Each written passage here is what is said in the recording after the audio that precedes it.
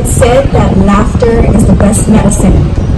If that is so, then we would all be cured of our medical ailments while in the presence of our dear friend Barry.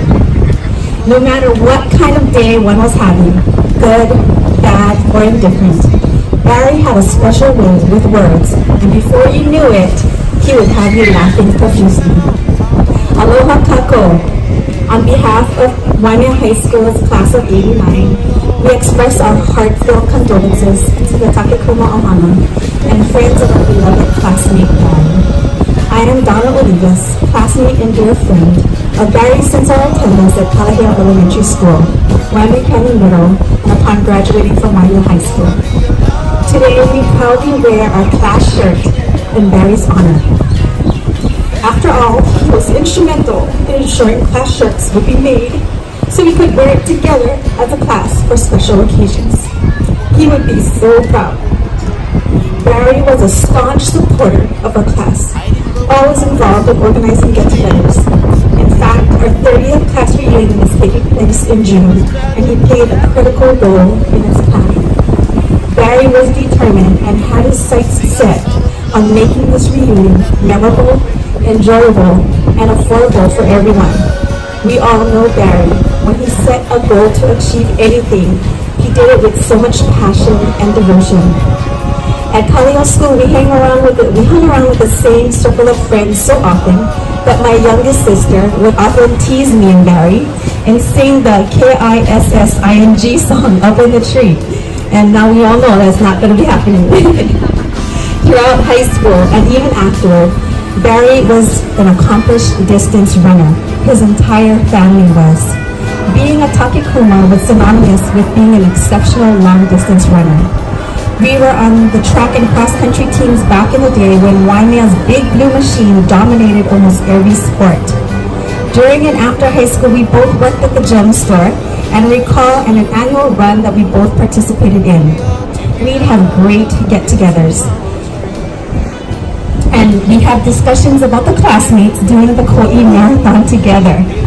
He'd participate annually, but twice was enough for me. The months leading up to each marathon, I'd ask him, "Hey, you training?" We joked that one day I may be able to beat him, especially since I knew that he would take some smoke breaks along the way. His method of training included consuming some greens, that was in green bottles of course, and trying to decrease his cigarettes to miles ratio. In recent years, my participation involved being along the way at the county aid station. We were situated up that long, dreaded hill before the tree tunnel. I'd see Barry coming up that hill, and I'd loudly cheer him on to keep going, hoping that he would run past me.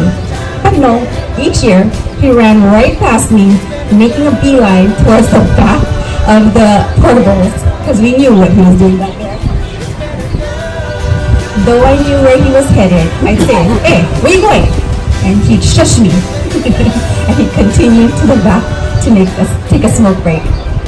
Barry was a great listener, and we'd have conversations about what was going on in our lives. He was very observant and could be very outspoken and brutally honest. Some would even find him offensive, but never for me. Barry was always blunt, but in his own loving way. At one of our many classmate get-togethers, we were sitting at a picnic table at the Hanapepe tennis courts, and he kept looking at me, puzzled, staring down at my chest. So I thought maybe I spilled some food or something. So I was like, "What?" And he responded, "What is that?" And I said, "Why, it's my brand new Victoria's Secret bra, why?" He replied so matter-of-factly, "I think that's too much, because I don't remember your boobs being that big." Big could best describe Barry's heart. He willingly gave so much of himself for the benefit of others. He was always the life of the party and a thoughtful, caring friend. He was so full of life, even when he was not full of liquor. And no matter how much the classmates ragged on him for smoking or drinking, his comeback was often, "Shut up! I'm happy." In the past 2 years, we've lost quite a few classmates. We swore to everyone that we planned early for our 30th class reunion. Well, somehow 2018 flew by way too quickly, and before we knew it, the reunion was only 6 months away. Planning a meeting date between Barry, Shelley, and I was always a challenge because coordinating a time when the three of us could get together was a task in itself. In early March, I had tried contacting Barry, texting, emailing, and calling, and he wasn't responding, which was so unlike him. Then just a few days before his passing, in a group text between Barry, Shelley, and I, he apologized and explained why he wasn't responding. He further went on and asked if we both could handle this reunion planning together, and that he'd hoped to meet up with us over the weekend. But God had other plans. That next meeting with Barry turned out to be on that Monday at the hospital, when classmates, along with his loved ones, rushed to his bedside, praying for a miracle over his lifeless body. Do you exist, or do you just live? In the end, it's not your years of life, but the life in your years that matter. Barry certainly did what mattered. He lived, he laughed, and he surely loved. He loved so many, and so many loved him in return. Too often, it is not until one has left this earth that we realize the impact of the lives touched. Through his legacy of service to our community, he has left an indelible impression on those whose lives he's touched. And as I look at this crowd today, he has obviously touched the lives of so many. Though Barry may not be physically here with us, the love is still there. May we find comfort in knowing that one day we will be with him again.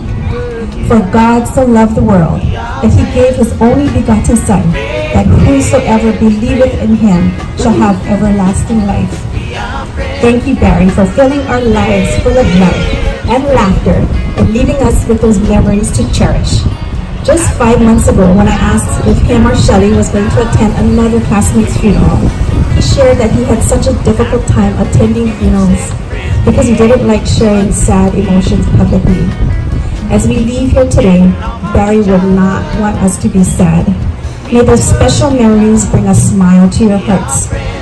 Barry, you are always the life of the party, and today we party to celebrate your life. On behalf of Barry, let us leave here today with encouragement to be of service to others as our senior class song resonates. And I quote, "It's been a good time together, but the best is yet to come. Ahui ho, our dear friend, until we meet again."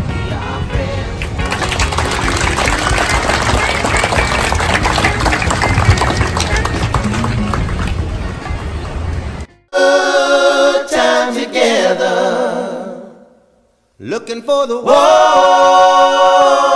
of the sun. Gonna be a long time together, and the best is yet to come.